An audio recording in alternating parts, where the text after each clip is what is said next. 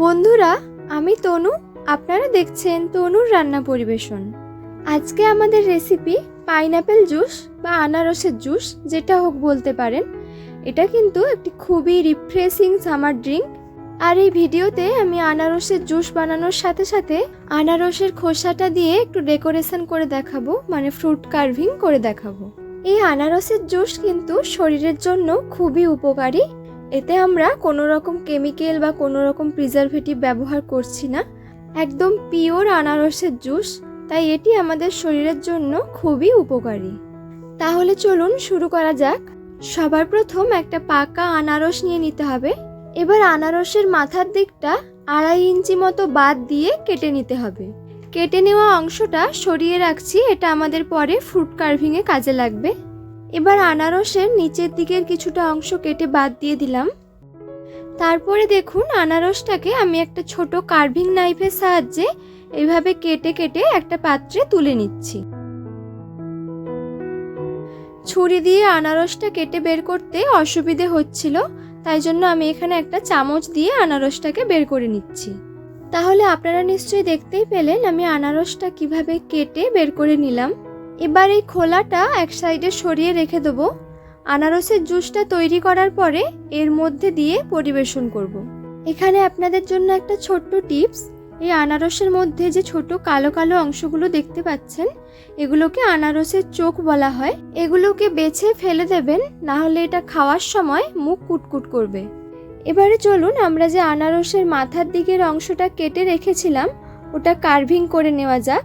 আমি এই মাথাটা দিয়ে একটা টিয়া পাখি তৈরি করে দেখাচ্ছি আপনাদের।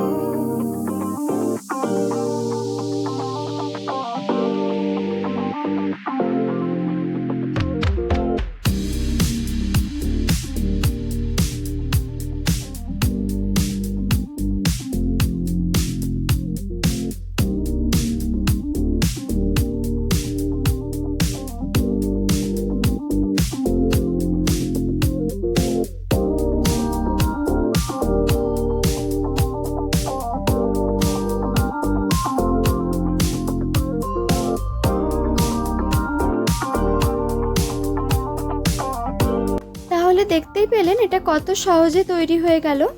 আশা করি আপনাদের বুঝতে কোনো রকম অসুবিধে হয়নি। এটা আপনাদের দেখতে কেমন লাগছে ভিডিওর কমেন্ট বক্সে জানাতে ভুলবেন না। তাহলে চলুন এবারে আনারসের জুসটা বানিয়ে নেওয়া যাক। তার জন্য যে আনারসটা কেটে রেখেছিলাম তার মধ্যে 4টি কাজু বাদাম দিয়ে দিলাম, আর দিয়ে দিচ্ছি 3 চামচ চিনি। চিনির পরিমাণটা আপনারা আপনাদের স্বাদ মতো দেবেন। আপনাদের আনারসটা কতটা মিষ্টি বা টক সেটার উপর নির্ভর করবে। সবশেষে 2টো আইস কিউব দিয়ে এটাকে মিক্সার গ্রাইন্ডিং জারের মধ্যে দিয়ে ব্লেন্ড করে জুস বের করে নেব। দেখুন আমি এখানে আনারসের জুসটা রেডি করে নিয়েছি। আনারসটা ব্লেন্ড করার পরে একটি সুতির সাদা কাপড়ের ওপরে দিয়ে ভালো করে চেপে চেপে ঘুরিয়ে রসটা বের করে নিয়েছি, আর যে ছিবড়ে অংশটি ছিল সেটা ফেলে দিয়েছি। এবারে আনারসের জুসের মধ্যে 1 চামচ লেবুর রস দিয়ে দিচ্ছি, আর 1/4 চা চামচ বিট লবণ দিয়ে দিলাম।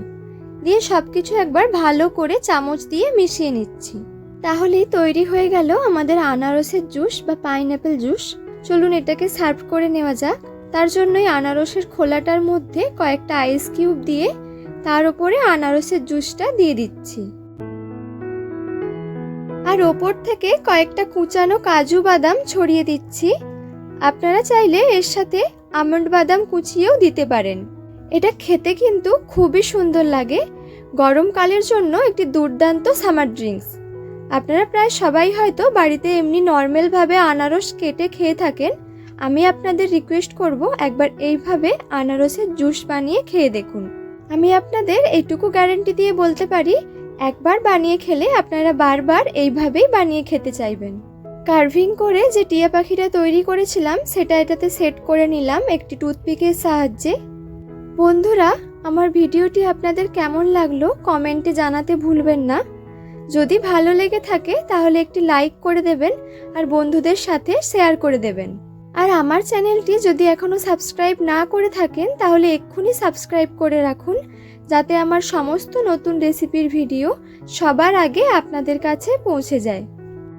বন্ধুরা, আমি তনু, আপনারা দেখছিলেন তনুর রান্না পরিবেশন। দেখা হচ্ছে আপনাদের সাথে আবারও একটি নতুন রেসিপির ভিডিও নিয়ে নেক্সট এপিসোডে। ভালো থাকবেন, সুস্থ থাকবেন।